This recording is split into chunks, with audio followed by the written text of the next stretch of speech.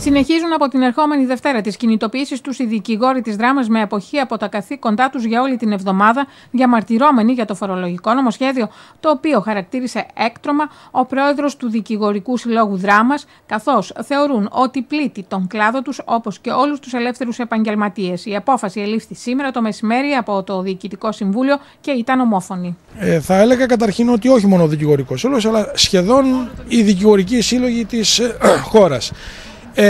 Κυοφορείται ένα έκτρωμα που είναι το φορολογικό νομοσχέδιο, το οποίο σύμφωνα με πληροφορίες φορολογεί από το πρώτο ευρώ, με 3 κλιμάκια και πολύ ψηλούς συντελεστές των κλιμακίων, χωρίς να κάνει καμία πρόβλεψη για τους πολύ νέους συναδέλφους οι οποίοι μόλις έχουν εισέλθει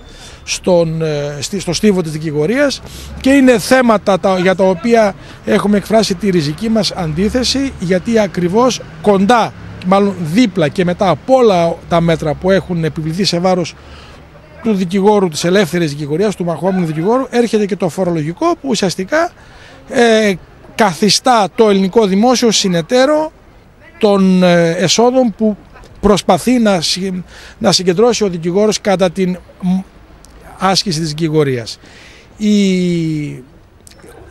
Η αντίδραση του σώματος είναι ομόθυμη, και είναι ομόθυμη για έναν κυρίως λόγο, διότι δεν συλλαμβάνει την φορολογητέα ύλη όπως διατυμπανίζουν οι ευφυείς σε εισαγωγικά του Υπουργείου Οικονομικών, διότι πιάνει πάλι τον ειλικρινή φορολογούμενο. Αυτός που δήλωνε 15.000 ευρώ, επ' αυτόν θα φορολογηθεί με το 26%, και αυτός που δεν δήλωνε τίποτε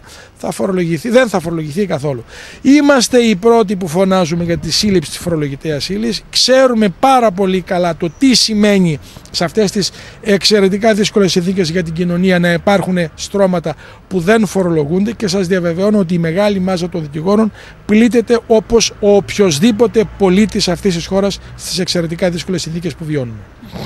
Άρα λοιπόν θα απέχετε από Δευτέρα έως Παρασκευή. Η απόφαση της συνέλευσης του Δικηγορικού Συλλόγου, και μάλιστα ομόφωνη, είναι ότι οι δικηγόροι απέχουμε από την Δευτέρα έως και την Παρασκευή, δηλαδή από την Δευτέρα 17 Δεκεμβρίου μέχρι και την Παρασκευή 21 Δεκεμβρίου, και έχει εξουσιοδοτηθεί το Διοικητικό Συμβούλιο να πάρει όλα τα μέτρα εκείνα τα οποία θα συνδέονται με τυχόν πρωτοβουλίες της κυβέρνησης να φέρει το νομοσχέδιο για ψήφιση κατά το διάστημα των Χριστουγέννων, των διακοπών των δικαστηρίων, γιατί είναι εξαιρετικά δύσκολο να συγκληθεί Γενική Συνέλευση τότε. Είμαστε στις επάλξεις, είμαστε στην πρώτη γραμμή της προσπάθειας, όχι μόνο εμείς, και όλοι οι ελεύθεροι επαγγελματίες που θίγονται εξίσου, και μάλιστα η πρόθεσή μου είναι τις αμέσως επόμενες ημέρες να κάνουμε μια κοινή εκδήλωση με τους υπόλοιπους ελεύθερους επαγγελματίες, τους εκπροσώπους τους εννοώ, για να αναδείξουμε ακριβώς